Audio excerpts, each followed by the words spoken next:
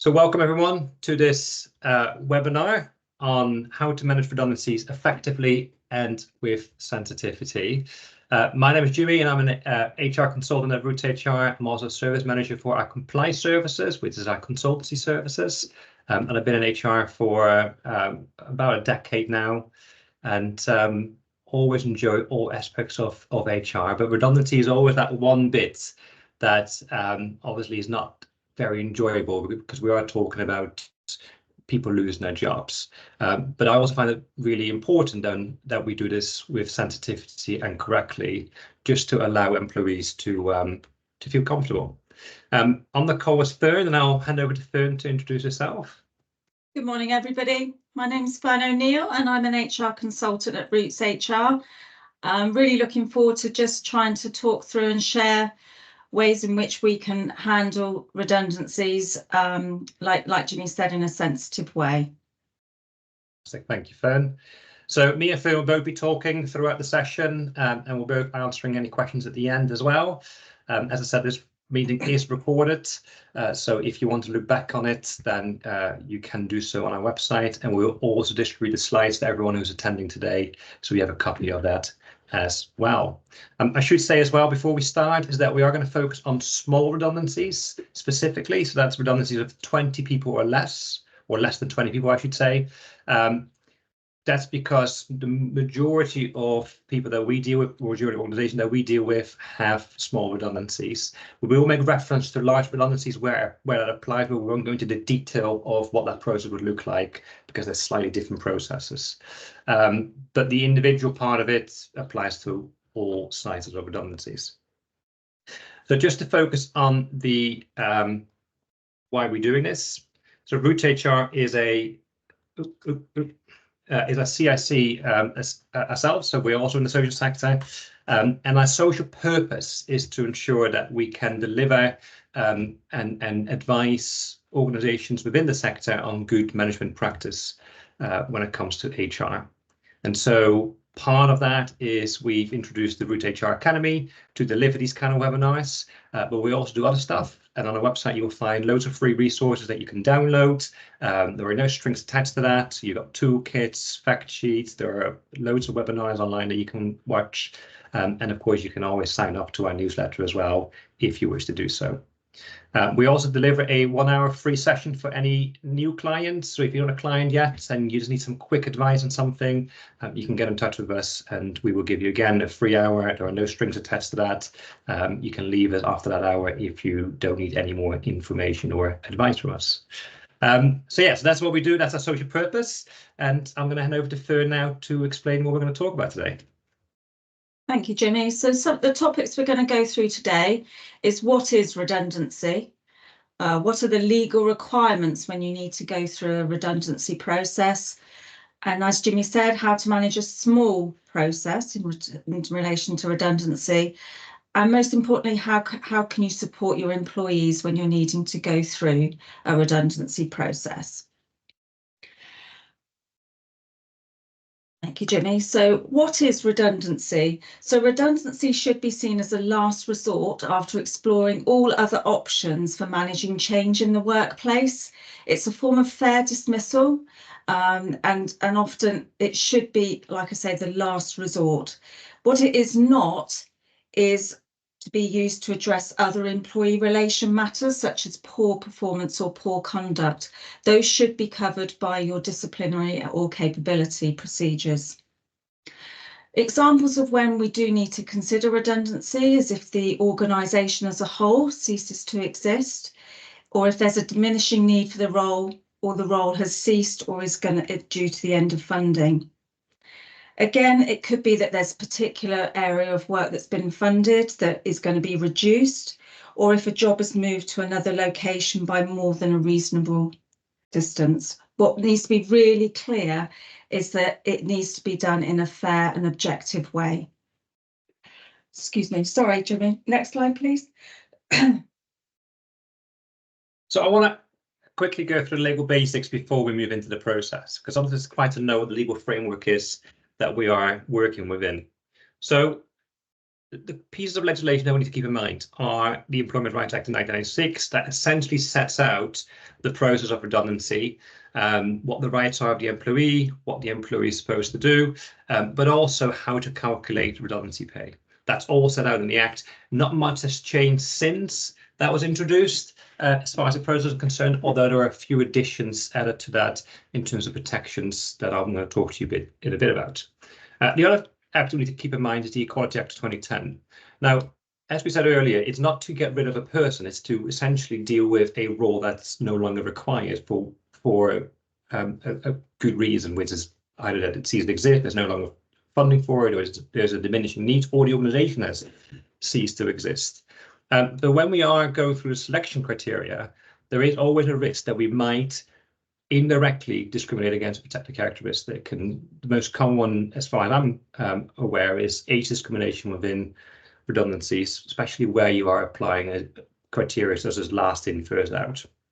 And so we always have to be mindful that whenever we apply certain selection criteria, if we get to the end of that and we notice that a particular group of people is being affected, that could potentially be a discrimination issue as far as the Equality Act is concerned. So that's why we always have to keep the Equality Act into account as well. The other piece of legislation that's quite new and came to force last month is the Protection from Redundancy, Pregnancy and Family Leave for 2023. It's a renewed piece of legislation. There was already something there, but it essentially deals with employees who are either on maternity or adoption leave. So protection always applies from the moment that an employee would tell you that she's pregnant or that they want to adopt, and they have actually a placement of the child agreed. From those two moments, the employee is essentially protected from a redundancy point of view in that they have priority to any alternative employment if available when their role is at risk of redundancy, and the priority over any other person who is not in those same leave categories. But the law has essentially set out now how long that protection lasts. And so it's 18 from the point that they actually let you know that they are pregnant, or from the point of view that they say we've got the placement of a child agreed, all the way up to 18 months after birth of the child or after placement of the child. That protection will then last until that end. But it also applies to people on shared parental leave, so that's where parents share the maternity or adoption leave, but only if each parent or the parent that it applies to had at least 6 consecutive weeks of leave within that arrangement. So that's essentially what we need to know about that piece of legislation when it comes to protecting people on maternity or adoption leave or in shared parental leave. The last two pieces of legislation are often kind of forgotten. Not many people are aware of it, not even HR people tend to be aware of it because it's one of these kind of hidden pieces of legislation. But the fixed term and the part-time employees, workers regulations are essentially there to protect people from unfavorable treatment because they are a part-time worker or because they are a fixed-time employee. And the reason why we mention these two in redundancy is that sometimes what happens is you might have two employees working the same role. One is full-time 35 hours, the other one is 16 hours. You need to get rid of 16 hours. So the logical step right would be to remove the part-time employee. But that's something that you cannot necessarily do because that would be unfavorable treatment to the part-time employee. So you would have to put both people at risk of redundancy and then work out from a, again, objective selection criteria which person is at risk, or put them both at risk and then offer the surviving role as an alternative employment. Similarly, with fixed term, what we sometimes see is whenever you end up a fixed term contract, in any case, it's technically a redundancy situation. There are only 5 reasons why you might be able to dismiss someone, and ending a fixed term contract would fall under the redundancy category. But what sometimes happens is that where you might have a team of employees, a mix of kind of permanent members of staff and fixed members of staff, if the redundancy happens before the end of the fixed term ends and you need to make redundancies, you can't automatically then choose the fixed term employees because their contract is ending anyway in a few months' time. You would have to put everyone again through an equal process. If you don't do that, they could potentially claim unfavorable treatment compared to their permanent colleagues. So that's why these two pieces of legislation are quite key as well, because we often see this being not very well understood when it comes to selecting people for redundancy. that's kind of the main piece of legislation that we need to keep in mind as we kind of go through this process. And I'm going to hand back to Fern as we're going to start talking about that process. Thank you, Jimmy. So the first thing to do is the preparation of the small redundancy process. And really, again, consider all alternatives before you need to decide that actually, no, I'm going to need to begin the redundancy process. So things to explore is to actually freeze all recruitment across the organisation, reducing or seizing overtime in its entirety, a pay freeze, and again, that could be implemented across the whole organisation. And should your contracts of employment or it be working practice, you could consider short-time working.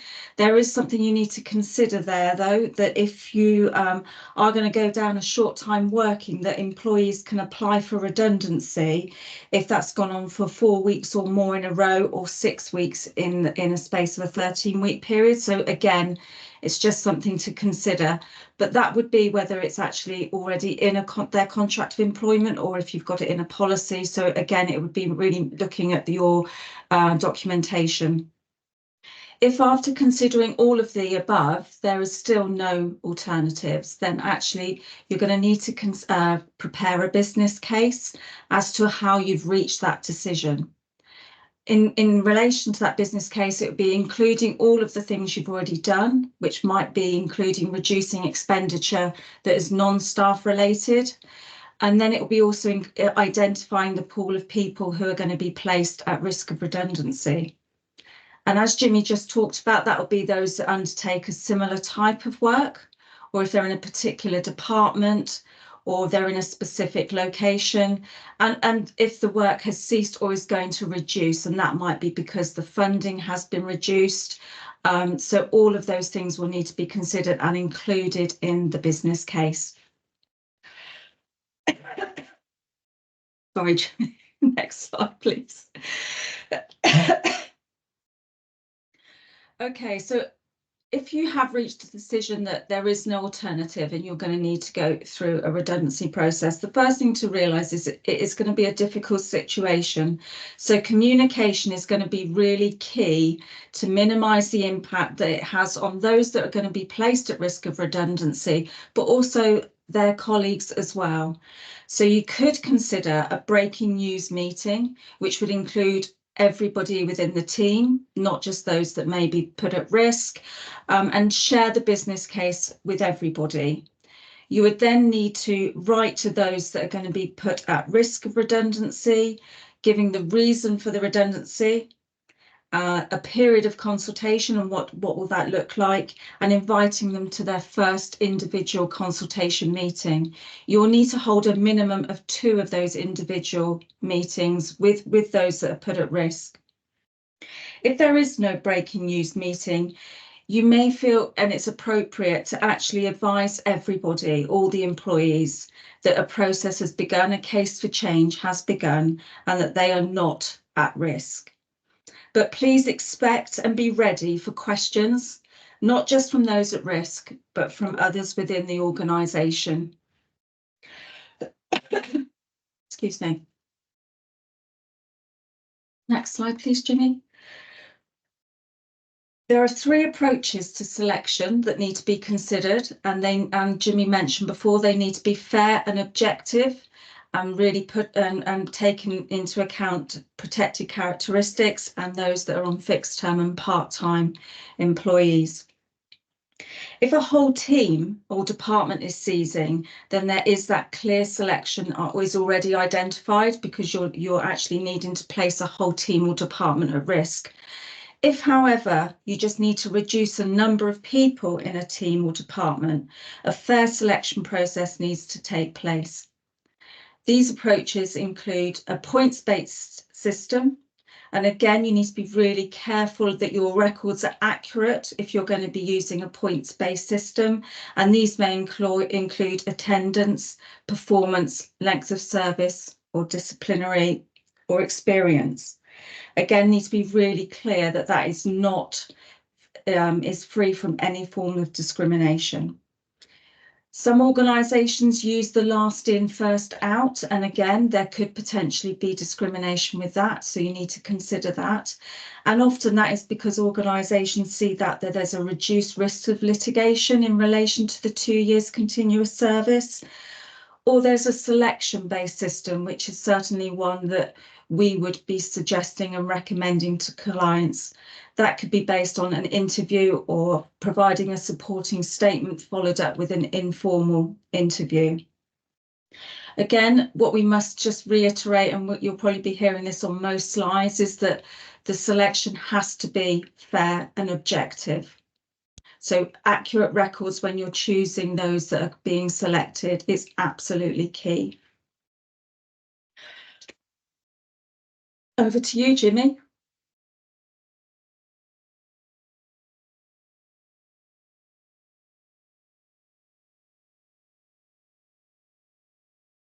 You're on mute, Jimmy. Apologies for that. Thank you, Fern. So we need to think about consultation now, and consultation is a statutory process that is required as part of the redundancy process. Now, again, we're talking about small redundancies here, so this is about less than 20 people being made redundant in a 90-day period. But if you have more than 20 people, you need to think about collective consultation as well.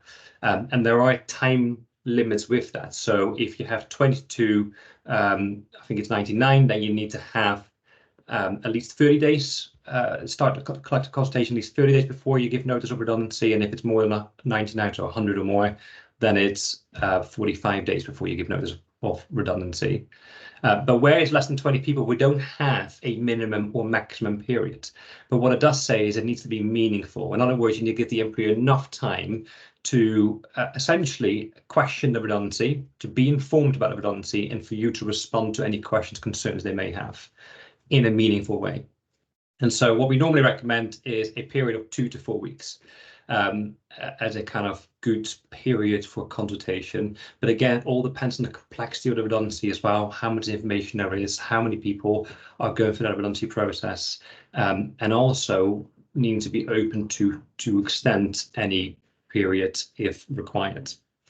Now, we always allow at least one consultation meeting. So that's a meeting where you are going in with the employee on a one-to-one basis, and you'll discuss a few things with them about the redundancy. Now, unlike other processes where dismissal might be an outcome, there is no statutory right to be accompanied by a work colleague or trade union rep in a redundancy consultation meeting, but it is considered good practice.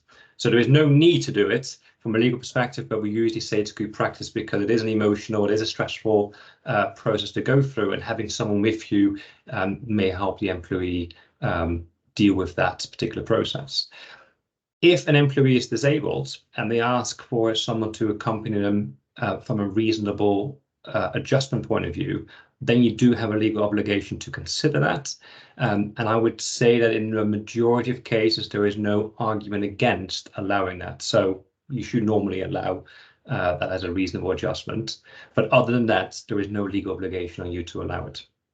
Of course, you can also, because there is no statutory right to it, you can also allow other people to attend. So if you say, well, we don't want work colleagues to attend because we might want to keep some information confidential as part of this process, then you may want to allow family or friends to attend instead. In the meeting, then, there are a few things you need to discuss and also give the employee some opportunities. So what you need to discuss is obviously the reasons for the redundancy. You usually go through the business case with them and make sure they fully understand why you've led to the position of their role becoming redundant. Other things you need to then also discuss are, for example, how they were selected. So what kind of criteria did you use to select their role? Now, again, in the majority of cases, it's pretty straightforward because they're the only one doing that role. But if there are, again, multiple people in the same team and they are being selected for being at risk of redundancy, then, of course, you need to be able to explain how you came to that conclusion. You'll also have to talk about any alternatives that were explored. So again, what did you do as an organization to explore alternatives to redundancy? As Fern said earlier, redundancy should be really the last resort option. So, you know, did we consider pay freeze? Did we consider looking at changing people's hours? Did we consider looking at potentially a freeze on recruitment? And why is it that that didn't work, or why was it an option? and why do we then lead that to redundancy. We should also talk about suitable alternative employment, and we'll kind of talk about that in the next slide about what I mean by suitable alternative employment. But essentially what it is it's a role that they are suitable for. And so I would always say, well, look, we've got vacancies here, and this is the vacancy that we think you're suitable for. You can express an interest, or if they're the only one, then it could be automatically theirs. But I also would normally share any roles that they may have not been suitable for. So, you know, again, as an employer, I have to make an assessment to whether they're suitable. And there might be multiple roles that I don't think they are suitable for. Now, I would still mention those roles, but I would also explain to them why I think they're not suitable, so they understand why I didn't offer those roles to them as suitable alternative employment. I would all do that part of that consultation meeting. And then finally, the meeting should be there as well to allow the employee to ask any questions, to raise any concerns or any suggestions within that meeting. Now, sometimes what happens, employees might actually write to you before the meeting with any concerns or suggestions. And then, of course, you can try to address that in the meeting as well as follow up in writing. I should say that anytime you do have a consultation meeting, make sure there's a record of that meeting, whether that's a summary note or whether that's a digital recording or whatever it may be, but just a recording of that meeting, because it's usually quite helpful in going back to that in case, for example, there's an appeal or if the employee didn't agree with something that was said during the meeting. Always make sure you respond to employees' queries and suggestions and concerns promptly. Again, it's a stressful process. The last thing the employee wants to do is sit in uncertainty for a period of days, weeks, unreasonably, right? Sometimes there's a reason why it might take a little while for a response to come in. But again, trying to respond as quick as possible, just to kind of help the employee with the stress and the emotions that they're going through while going through the redundancy process. A lot of people will take this as a personal thing, even though obviously we're making the role redundant, not the person redundant. But because it is affecting a person, people tend to take it quite personally. So allowing that response and that dialogue to happen is very important in that process. As I said earlier, although we recommend 2 to 4 weeks as a consultation period, we do always say you should be open to the idea of extending that if there's anything outstanding in the end. So if an employer asks you a question that you've not got the answer for yet by the end of the consultation period, then I always say, well, look, it's better to extend the consultation period by a few days to allow you to get that answer to the employee before you close down the consultation period. If you do close the consultation period down before anything else, before certain things are addressed, then of course that could lead to a risk of either the employer appealing if you allow an appeal, or potentially a tribunal case because they want the answer to the question that you didn't give them. And then finally, it is good practice to have a final meeting at the end of the consultation period, whether that's at the final day of the consultation period or just after. But essentially, it's a meeting for you to make sure that there are no outstanding questions left, that the employees are fully understanding what's happening, and also potentially start talking about next steps. You know, what would happen if they are being made redundant? You know, how would their redundancy pay calculated? What is that actually? Maybe you already have the number. What would that look like? What would notice look like? What are their rights during the notice period? You can all have that conversation in the final meeting if there are no final outstanding questions left. It's just really to kind of wrap up that meeting and make sure that you've not missed anything yourself as well as the employer. Now, I want to talk about suitable alternative employment because this is often a slightly misunderstood concept within redundancies.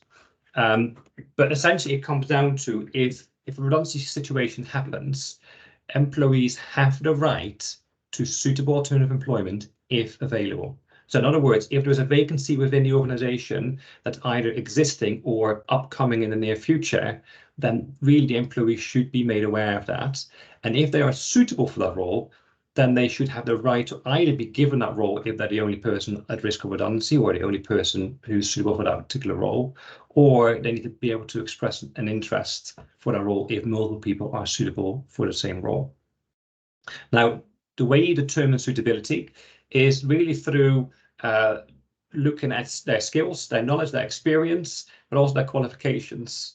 And those are really the only objective criteria that we need to look at. So we tend to look at their CV. We might be able to look at obviously how they show those skills within the workplace. But that's the criteria we look at to determine whether someone is suitable for a role. What we should never do is assume the person doesn't want to take the role just because the salary is much lower or it's a different seniority level. That's for the employee to decide. Your decision is purely to focus on is the employee able to do this role, and therefore is therefore a suitable alternative employment for that particular employee. So we use that criteria, and we never assume the employee doesn't want to take the role just because it's something that you think they don't like. As I said, if it's more than one person that's suitable for that particular role, then we can ask employees to express an interest for that role.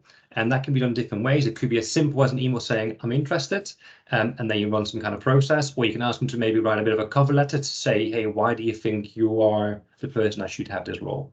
If you ever have more than two, if you have more than one expression of interest, so there's two people at least that express an interest, you then have to run some kind of process to determine who's going to get that role. And again, that could be on a selection-based kind of approach. So you do an interview maybe with the people where you ask interview-style questions to work out who's the most suitable person. Or again, you can work out from the suitability scoring, like you may have done during selection, on who's the most suitable person. I personally would recommend always a selection-based approach, simply because it allows the employee to see that you've done a process. Of course, if you did everything in the back end, they don't see that, and you could be accused of all sorts of things. Where at least if you run a process and they were involved in that process because they have to attend an interview, then there is more of a chance of an understanding if they didn't get the role, because, well, it was a competitive process. Employees can refuse a suitable term of employment if the terms and conditions are less favorable. If that's the case, so for example, there's lower pay, or it's a lower seniority, or they have to travel more for this new role, then the employee can refuse that role reasonably and still be entitled to redundancy pay. However, if an employee refuses a role that's unreasonable for unreasonable reasons, so the terms and conditions are pretty much the same, seniority is the same, the role was very similar in nature, but there are obviously differences, and they unreasonably refuse that role, then they will lose the right to redundancy pay. So that's something to keep in mind when you offer a role and a person says, no, I don't want the role, I'd rather take the redundancy. If they unreasonably refuse it, they could lose the risk, they could lose their right to statutory redundancy pay. Finally, any role that you do offer and the employee is accepted comes with a 4-week trial. That's a statutory trial. And that trial essentially starts from the end of the notice period of their current contract, unless you agree with the employee to start it earlier, which is absolutely fine as long as both parties agree to that. And that 4-week trial is essentially there to test whether an employee can do the role or not. And so both employee and employer at the end of the 4-week trial can decide not to continue with it.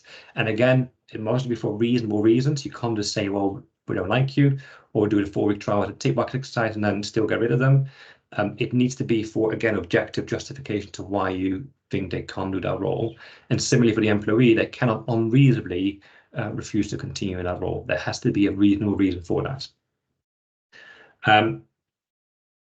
That's on suitable term employment. There's one other thing that I should say. Sometimes where skills or abilities are slightly short of where they need to be, an employee might be expected to support that employee in plugging that gap, essentially. That, again, needs to be reasonable. So obviously, if that requires a £10,000 training course and you're a small charity with very limited funding, then of course that would be very unreasonable. But it is very contextual. So the larger your resources are, and the more time you have available for management time to support this employee through coaching or through shadowing, the more expectation there is on you as an employer to plug that gap, if there is a gap between that skill set and where you need them to be. And again, you've got a 4-week trial period, so you could try to plug the gap within that period. And if it takes a bit longer, then it takes a bit longer. But again, that's something to keep in mind if they just fall short of the skill set. Giving notice then. So whenever we obviously get to the end of the period, we have to give notice of redundancy, and it has to be in writing because it is a dismissal, essentially. And so there's a few things we need to make sure we put in the letter to ensure the employee fully understands what's happened, as well as what their next steps are. So things that we need to put in usually is the reason for the redundancy. We don't have to go through the full business case again. We can just give it a quick summary, and we can usually say something along the lines of, as we discussed, this is the reason for the redundancy, and then move on to the next part. We usually put in the final day of employment. Now, sometimes what happens is you let people work to the end of the notice period, which is the minimum that you need to obviously give. Sometimes employers do payment in lieu of notice. So the employment ends right on that day or a day in the near future, and then whatever the notice period was gets paid instead. So they don't have to work for it, they just get it paid as a lump sum. Either way, absolutely fine. But if you do payment in lieu of notice, make sure that you're allowed to in the contract, because the employer essentially misses out on further accrual of annual leave and any other benefits that might be part of their employment. We also usually put in the letter how the redundancy pay is calculated. We'll talk about in the next slide how to calculate redundancy pay, but we do give a breakdown of that, of how the redundancy pay was calculated.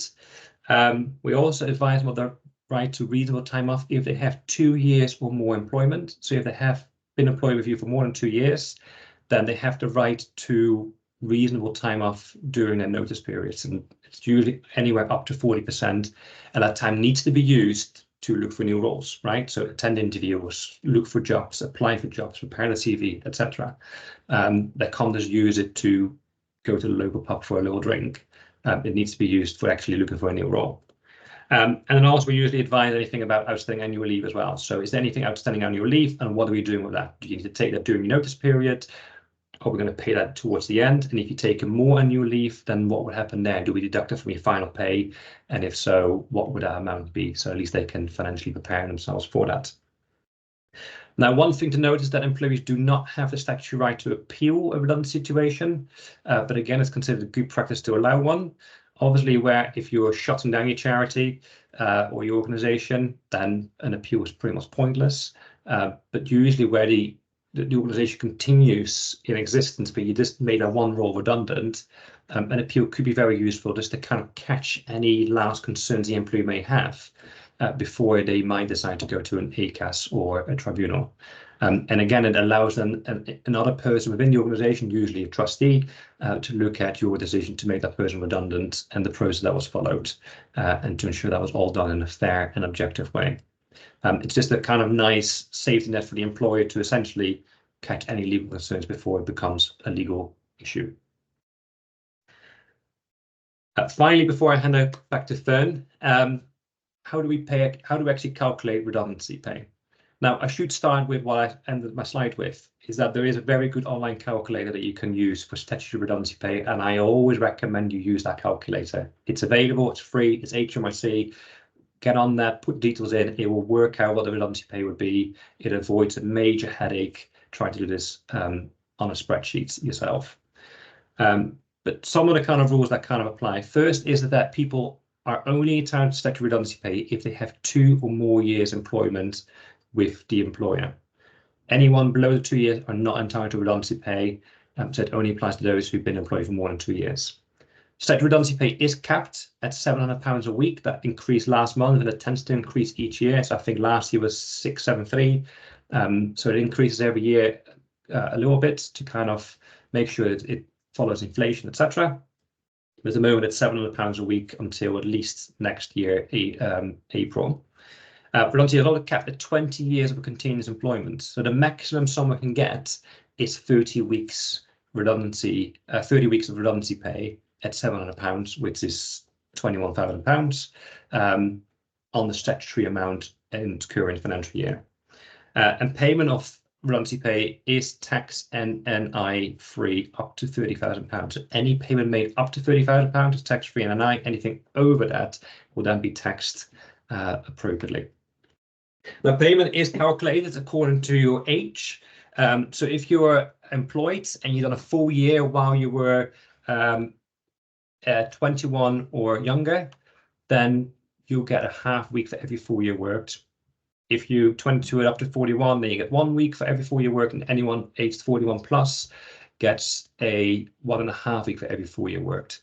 So if you're 45 and you've been employed for that employer for 10 years, then you get part calculation on your age up to 41 for every full year you worked in that, and then part for those years that you worked, full years that you worked while you were 41 or older.